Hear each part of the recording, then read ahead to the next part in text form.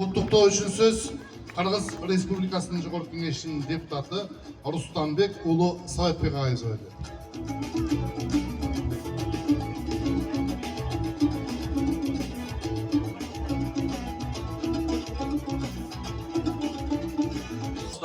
Урматтуу жердештерим, сіздерді бүгінгі Қырғыз Республикасында егемендігінің 34 жылдығы менен чын жүректен құттықтаймын. Ардайым үй бүлөңүздөрдө, элибизде, ноокат жеринде тынчтык болсун. Кандай тилек максаттарды кылган болсок, Аллах Таалам ошону кабыл кылсын. Өзүңүздөр көргөндөй, 2 күндөн бери мамлекетибизде аябай жакшы эгемендик майрамын тосуп жатабыз.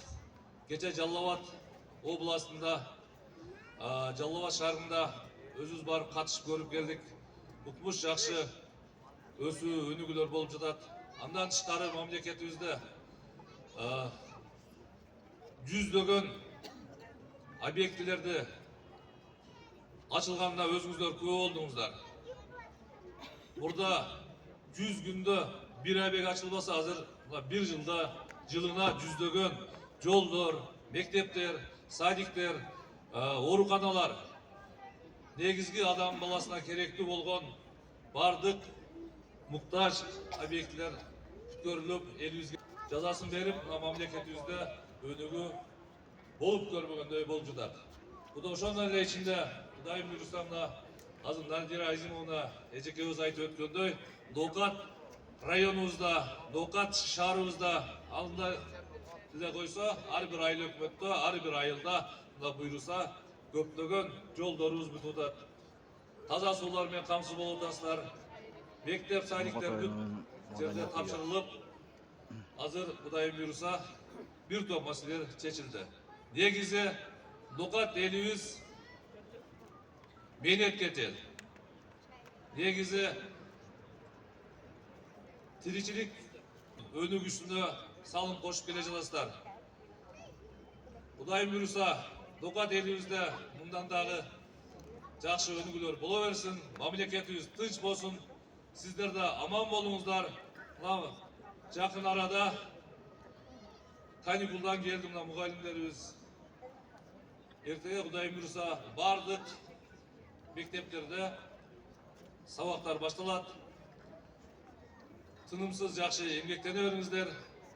Биз сиздер менен кандай маселе болсо, кандай көйгөй болсо, сиздердин үнүңүздөрдү ошол жогорку трибунада жеткирип айтып турганга Кудай кааласа бар күчүбүздү жумшайбыз. Дайыма бар болуңуздар, аман болуңуздар, тынч болуңуздар. Рахмат көңүлүңүзгө. Рахмат. Сөз кезеги Қырғыз Республикасының Жоғарғы Кеңесінің депутаты Марипов Бақытбек Асамидовичке беріледі.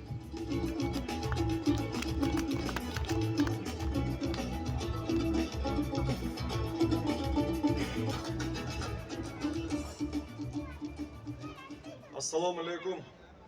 Аталар, апалар, энелер, эжелер, карындаштар, инилер. Барыңыздарды Кыргыз Республикасынын эгемендүүлүгүнүн 34 жылдык майрам менен куттуктаймын. Мен азыр ушул жерде келатсам, жолдо көрүп, биз сизди сагындык дейт. Мен да сиздерди көрүп аябай толкунданып, сагынып келдим. Мына азыр ушул жердеги аткарган биздин ушул маданият бөлүмүнүн кызматкерлери тарабынан аябай мыкты сценарийлер аткарылды. Карап отуруп, Насирдин Исанов абабыз тирилип келгендей эле болду да. Өзү өлсө дагы сөз өлбөйт дейт. Мына Ноокат районунан чыккан мыкты инсандарыбыз менен биз сыймыктанабыз. Насирдин Исанов абабыз менен, Төрөбай Кулатов тагабыз менен, Уркия Салиева энебиз менен, Камаралы Бобулов, Токтомат Зулпуев жана башка мыкты инсандар чыккан Ноокат районунан.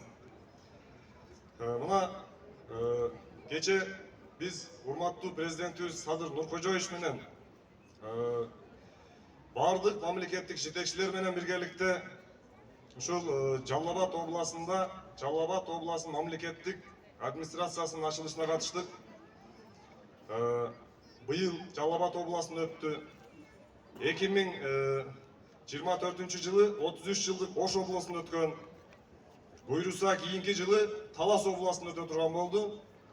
Мына ушундай эгемендүүлүккө жеткирген, ушул жерде отурган биздин аталарыбыз, энелерибиз жана буга салым кошкон биздин ата бабаларыбызга биз терең ыраазычылык таазим кылабыз. Себеби эгемендүүлүк бул биздин суверендүүлүгүбүз, биздин демократиябыз. Мына бүгүн ушул жерде сиздерди көрүп, мен да сүйүнүп турам. Сиздер менен кесиптеш болуп, сиздер менен замандаш болуп, көбүңүздөр менен ушул жерде чогуу иштеп, ушул жерден ноокат элинен мен көп тарбия алып, ушул жерде мен окуткан эжекелерим турат, агайларым турат. Ушул сиздер менен мен сыймыктанам. Ушунчалык берген билимиңиздерге, берген тарбияңыздарга, сиздер менен мен мына 15 жыл чогуу иштешипмин. Жаш болсом дагы ушунчалык ишенип көрсөтүп, жогорку кеңешке шайлаганыңыздарга мына эртең буйруса 1 сентябрь күнү толук 1 жыл болот экен. Ушул жогорку кеңеште чогуу келген биздин депутаттарыбыз, баарыбыз Ноокат районунун депутаттары, ушул Ноокат районунда жасалган иштердин баардыгын биргеликте аткарып атабыз. Бир топ мектептер, бала бакчалар, жолдор, таза суулар жана башка көптөгөн социалдык объектилер курулуп атат. Ушулардын баардыгына депутаттардын баардыгынын салымы бар. Мына кече 30 август күнү архив кызматкерлер убакыттан пайдаланып сиздерди да куттуктап кетейин.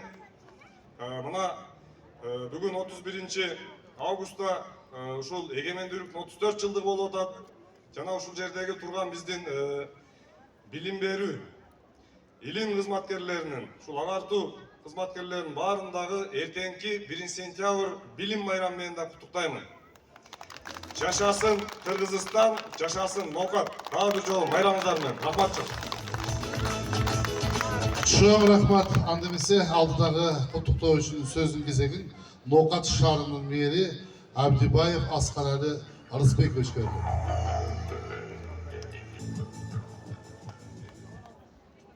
Урматтуу Ноокат районунун, ошондой эле Ноокат шаарынын тургундары, бүгүн сиздерди Кыргыз Республикабыздын эгемендүүлүгүнүн 34 жылдыгы менен чын жүрөгүмдөн куттуктаймын.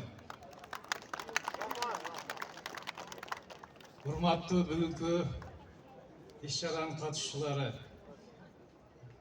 91 жылы 31 декабрда биздин ошондой жогорку кеңештин депутаттардын декларациясы негизинде кабыл алынган документте мына 34 жыл өзүбүздүн эгемендүүлүк менен майрамдап жүрөбүз. Бирок биз өтө бактылуу, улуу калк экенбиз. Өзүбүздүн мамлекетибиз эгемендүүлүгүбүздөн дагы көп 100 миллиондук, 50 миллиондук калкы бар мамлекеттер эгемендүүлүк өзүнүн мамлекети жок жашап жүрөт. Менин бир эле айтар турган нерсем бар. Бүгүн мына сиздерди баардыгыңыздарды көрүп, бет маңайыңыздарды жакшынакай жылуулуу, сулуу болуп кийинип келгениңиздерди көрүп, ушундай кыргыз калкы менен, ушундай менин сүйүктүү мамлекетимде жашап атканыма сыймыктанам жана сүйүнөм. Мен шаардын мэри катары эмес, силердин кызматчыңар катары, баарыбыз мамлекеттик кызматчылардын бир гана ою, элибиз менен чогуу келечекте эң алдыңкы сүйүктүү мамлекетибизде жашап, кеңири дем алып, сыймыктанып, сиздер менен ойлогон ой максаттарыбызга жетиштигин каалаймын. Дагы бир жолу эгемендүү күнү майрамыңыздар менен бактылуу болуңуздар. Рахмат. Куттуктоо үчүн сөз райондук ардыгерлер кеңешинин төрагасы Марипов Асабидин Марипович берди. Бүгін бардығымыз азыр мен айтканда жакшыда кийинип жасанып, билим деңгээлибиз толуктап, акыл-эсибиз толуктап, эң негизгиси Кыргызстаныбыз бүгүн бүт багыттар өнүгүү жолуна түштү. Мына жол жолдор асфальт болду, kurulmagan mektepler buzulda, balabakça kurulda, больницалар kurulda, başka şu yeni bir burada Sadır Nurbaşoviç'e, Kamçıya Kıdırşaşkı'na, bardıq birlik organlarına, rayonumuzun birlik organlarına, yetekçilerine dağı, olmak dileyimiz, bardığımızda kafalı sevdiğimiz şu günleri dağı, bundan 3 eserge jakşına olla, gelip şu bayramda bolça, birbirimizi kutlukta, şöyle zaman dış basın, Allah'tan dileğiyle Kırgızistan'ı dürküre ösü versin. Ominallah. Rahmat sizlerge. Çok rahmat. Aldıдағы söz Nokat rayonduk ayarlar kengesinin төрайымы Kaldarova Baktыгүл Жұмабаевнаға беріледі. Саламатсыздарбы? Бүгүнкү майрамдык кеченин катышуучулары. Бүгүн өзгөчө майрам. Башка майрамдардан айырмалуу бүгүн биздин эгемендүүлүк күнүбүздүн 34 жылдык майрамын белгилеп отурабыз. Мына ушул 34 жылдык майрамды, эгемендүүлүк майрамды алып келиш үчүн биздин ата бабаларыбыз жана акимибиз айткандай жанын канын берип туруп ушул майрамды биз бүгүн майрамдап отурабыз. Ушул майрамыбызды дагы келечекте майрамдаш үчүн биздин деп койду эле. Бүгүнкү күнү биз ушул жерге келип, кечинде эс алып кетип отурабыз. Кандай сонун? Жыты акылдап, мында буркурап турат күндөрдүн. Ошондуктан ушул ишти дагы колго алып, эмки жылы марттан баштап, урматтуу энелер, кыздар отурасыздар. Биз ушул тазалыкты колго алып күндөрдү эгишибиз керек. Урматтуу туугандар, дагы бир жолу майрамыңыздар менен мен өзүмдүн атымдан, ошондой эле энелердин атынан бүгүнкү майрамыбызды чын диlimden куттуктаймын. Бар болуңуздар, аман болуңуздар, Кыргызстаныбыз өсүн, өнүксүн, эң жогорку мамлекеттердин катарына, бай мамлекеттердин катарына кошушту Аллахыман сурап кетелик. Рахмат. Курматтуу Нокат калдырган катташуулары, Кыргызды кылымдардан кылымга бөлүнүп, Нокат калдырган кылымдан кылым санап көксөй, жыргалдуу биздин ушул күндүбүздөй, булгунуз көп сууларды кечип келген эли да комузундай жүк жөнөкөй.